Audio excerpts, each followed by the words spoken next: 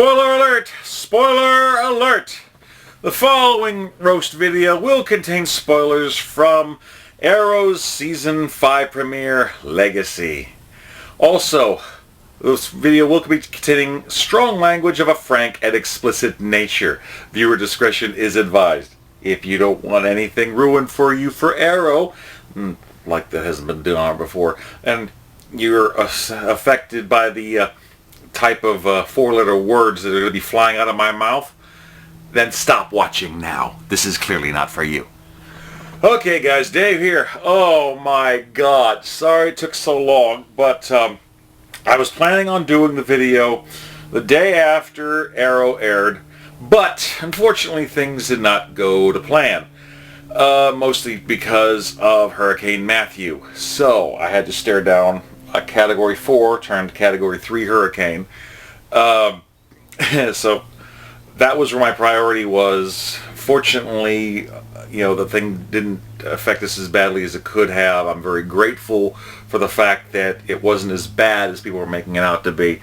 And for everybody out there that's bitching that the storm wasn't as bad as they said, who exactly were you hoping was going to kill? What part of your house are you hoping you'll be destroyed by a tree limb? Seriously, stop fucking complaining about a day's inconvenience when you could have been killed. Shit.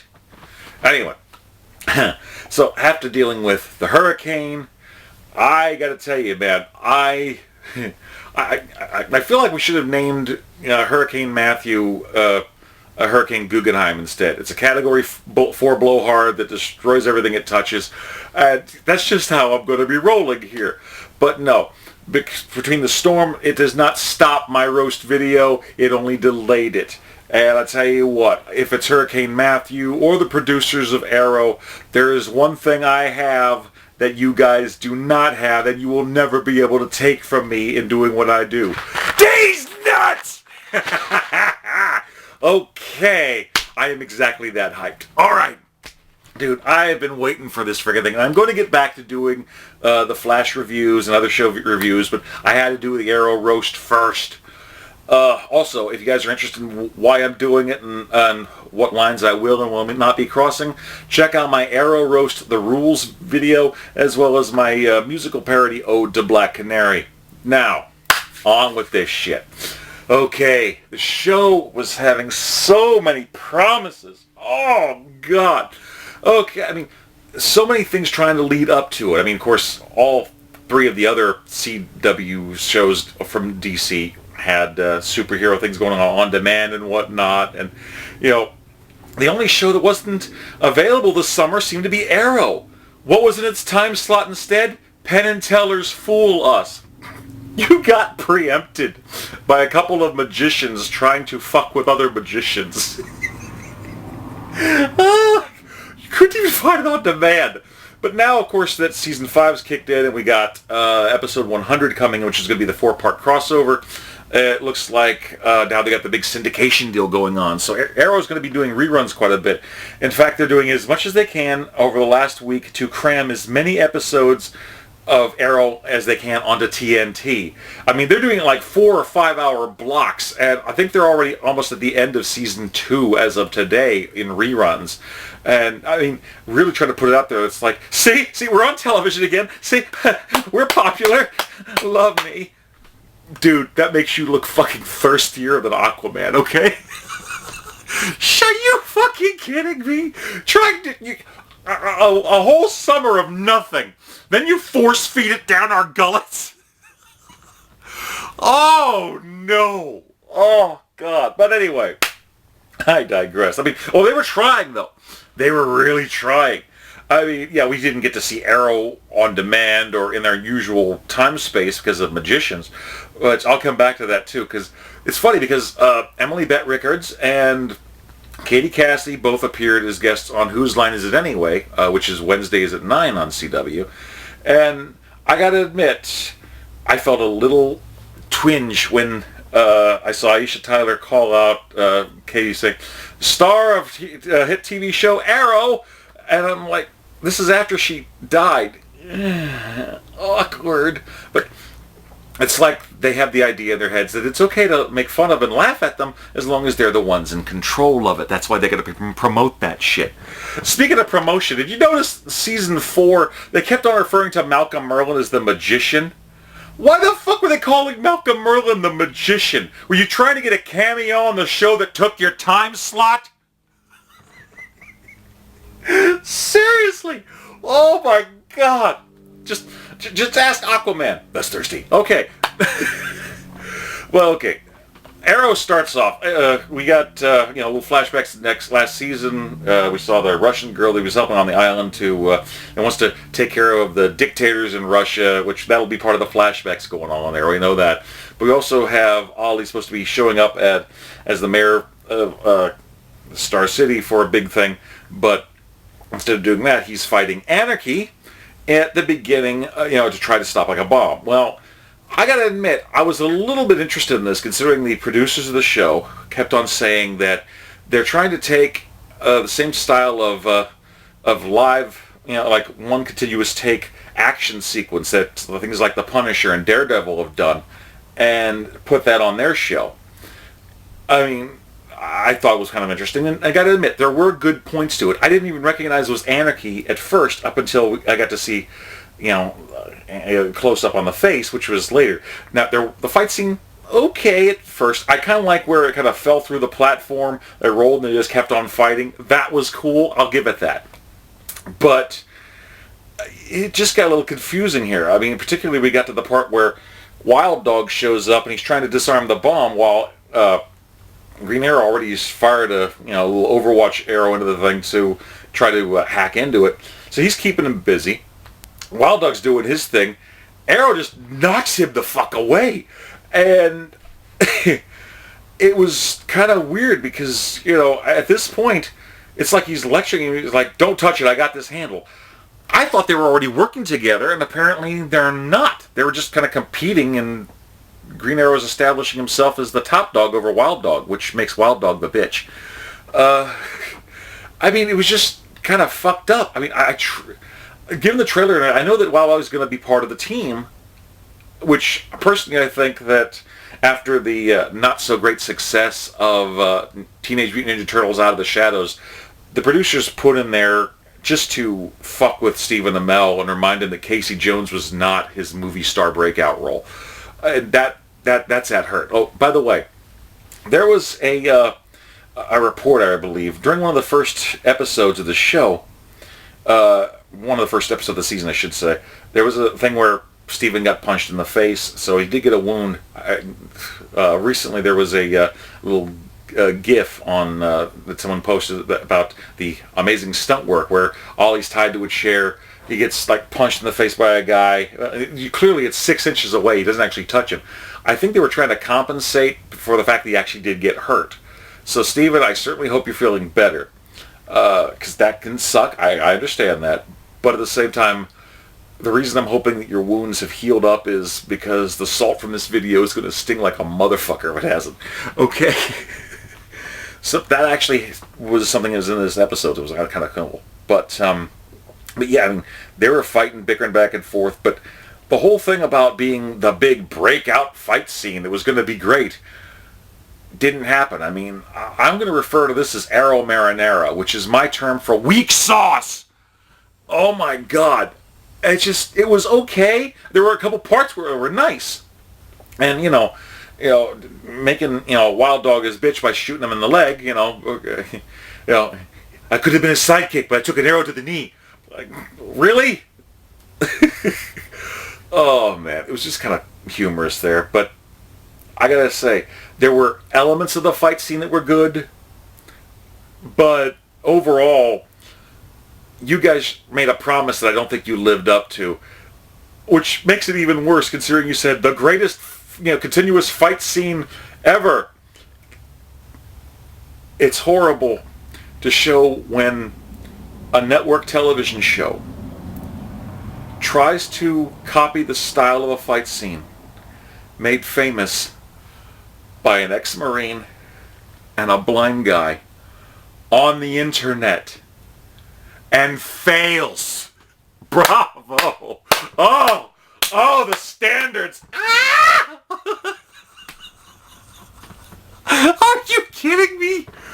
Oh, so we've got, Ollie back doing his thing, is married, whatnot. We got, we're meeting back at the Arrow Cave. Felicity's back as Overwatch running ops, but not together as a relationship. So that's something.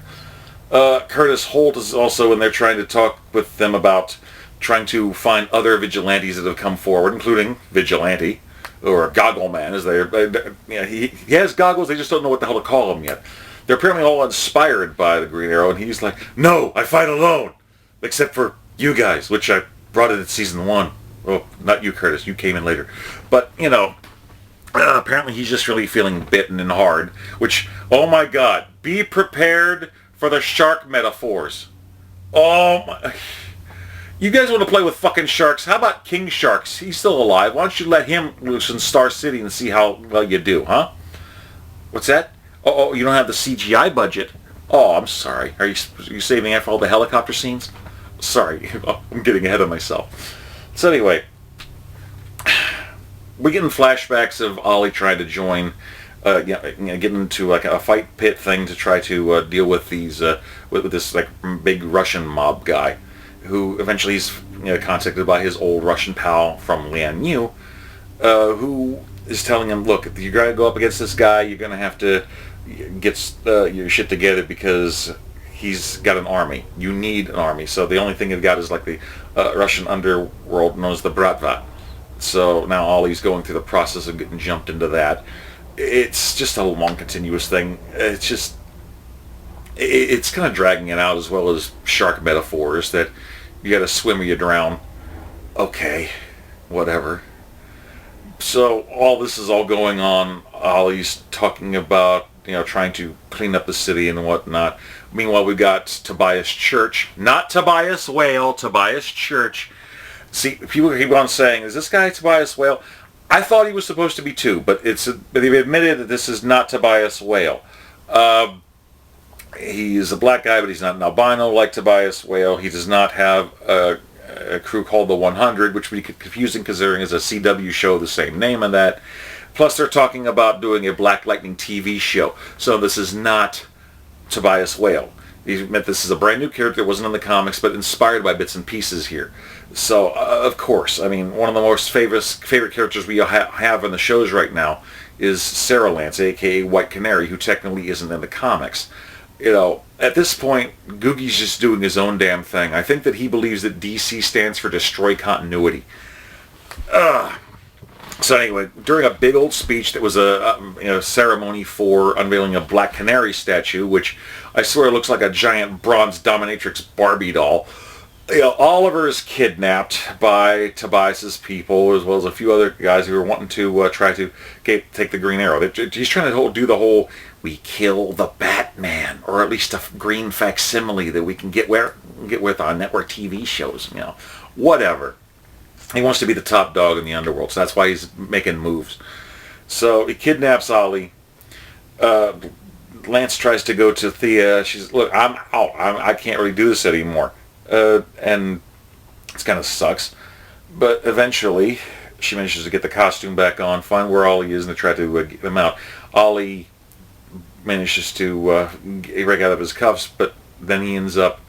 This is the stunt where the guy was punching him, but missed by 6 inches. They managed to edit that a little bit better so it doesn't look as bad. But something apparently must have happened during this filming of this. But now Ollie is back on bloodlust benders. Without someone like Laurel to whisper in his ear, he's saying, no one must know my secret. So he goes, as you starts snapping necks, killing motherfuckers. Thea's helping him out, and, and then he gets away, but then the hostages are still out there. So now they're trying to figure out what to do to take them out, because apparently they've got an automatic kill switch thing. You go in there, you break the beams, people get killed. So Lance manages to pull forth a few good cops for a special crime unit to work with Oliver and the Arrow in this case. They manage to go in. The fight scene does get pretty good, and it's not bad for a bit. Meanwhile, Curtis is trying to track down Wild Dog, gets jumped and beat the crap out of under a bridge, so that kind of sucked. But yeah, it was just horrible, man. And I mean, the big fight scenes going on. It actually, there were moments of the fight scene at the end was pretty good. Explosions going off, the hostages are rescued, Arrow's jumping out of a frickin' building, manages to shoot up with confidence. We don't know what the hell he's grappling at, but we know he's just going to try to grapple or swing down. No, he ends up getting the frickin' helicopter. Great CGI effect, flying along, Arrow's being able, he pulls himself up, he's fighting with Tobias Church in the fucking helicopter. That was actually pretty decent. Eventually, though, he ends up falling off of it, and we get the parachute arrow. The fucking parachute arrow. He really is prepared for anything at this point. I mean, apparently it's almost as if he knew his ratings were going to drop, so he needed something to cushion the fall. Oh, shit. Oh. That's one of the better parts of it, about that. But during this, we also get to get the flashback of what Laurel's last words were. We were promised that. It comes in 3/4 of the way through the fucking episode. Laurel's apparent last words to Ollie are, brace yourself for this. Sit down. Make sure you have a beverage. You might want to make sure you're not drinking while I say this, but make sure you need something to drink after. Laurel's last words, please don't let me be the last canary. She wants someone else to take up the mantle so that a little piece of her will be out there with Ollie fighting with the team in the good fight. That's it. Pass the baton. That whole fucking forced speech that Guggie made her say in the deathbed, where, Ollie, I know you're the love of my life, but I know I'm not the love of yours. You were meant to be with Felicity. Oh my God. That wasn't forced enough.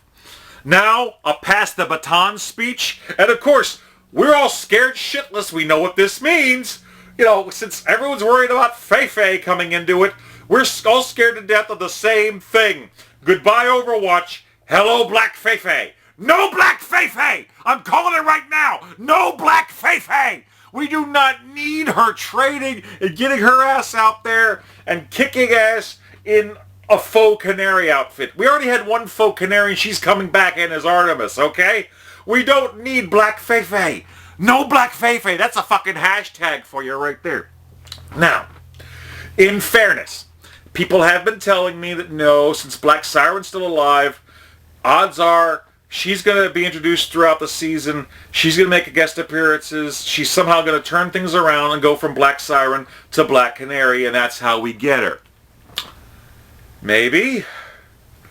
And although this does not thrill me, and it seems a little on the cheap and forced side, it still seems a bit contrived, but better than the alternative of Black Fei. But still, oh my God, Katie Cassidy, please show me on the rape doll where Mark Guggenheim touched you to make you say the bad words. Seriously, it's just, oh God, it's puppetry everywhere. It's just, I know you guys have to do a job for a paycheck, and you have to toe the company line. But Jesus fucking Christ on a crucifix rotisserie. How bad is it? Oh God, you're getting paid to have to say these horrible things. I mean, I'm sorry, but at this point, I truly believe the entire cast of Arrow, Katie Cassidy included, has more sweat up their ass than a warehouse full of Muppets. I'm sorry. Oh my God. It's just hurtful, man. Like I said, I may admit I'm a bit stressed because I was dealing with a fucking hurricane. So maybe I am overreacting. Just a little bit. But that's my prerogative, okay? Anyway. So, we've got a little conference call thing with Oliver and Diggle talking about wanting to put a new team together. Dig thinks it's a good idea. And so Oliver takes an anti-crime task force that Lance has helped select to start stomping out crime the legal way. And he thinks maybe it's a good idea, as Felicity's been saying, to form a new team. So Curtis comes in, shows he got the crap kicked out of him, and said, I'll help you to form this team on one condition. I want to be recruited too, because I don't want to have my ass beat for nothing. And this is a good thing. I'm all for it. So, that's pretty much things in a nutshell. Some elements of the fight scenes were good, and they were trying. Oh, of course. I can't forget the coup de grace, the fucking finale of this thing. The epilogue thing, indicating, a guy coming out of a frickin' bar, lighting up, and we've got a guy in a familiar black hood, arrow, quivering on his back, sword and stuff. A nice little slow motion fight thing where he shoots an arrow into the dude's leg. I don't know what's going on. I don't know who the hell this guy is. He says, are you that Green Arrow guy? I'm like, no, I'm not. You get the close up of the frickin' face of that horrible, horrible mask. This is Prometheus. And he offs the guy. Oh my God, dude. Look, I know it's said that this Prometheus is not the same one from the comics. No shit, Guggie. Oh my God. Okay, I admit, purple and white with a techno helmet might be a little bit of a hard look to pull off. I get that. But this dude looks like a California raisin trying to mug people at a Ren fair. No, that's entirely too nice. No. With this fucked up face mask of his, he looks like Malcolm Merlin and the Scarecrow hate fucked in the Lazarus pit and that thing popped out, okay? Oh, it's just horrendous. And I'm going to call this shit right now. I hope to God it's not Tommy Merlin, brought back from the dead. I swear to God, if it's Tommy Merlin, then Arrow has officially jumped the shark into Batman territory, and they're trying to make Tommy Merlin this equivalent of the Red Hood, a.k.a. Jason Todd. I'm calling it right now. I don't want Tommy Merlin to come back as Prometheus.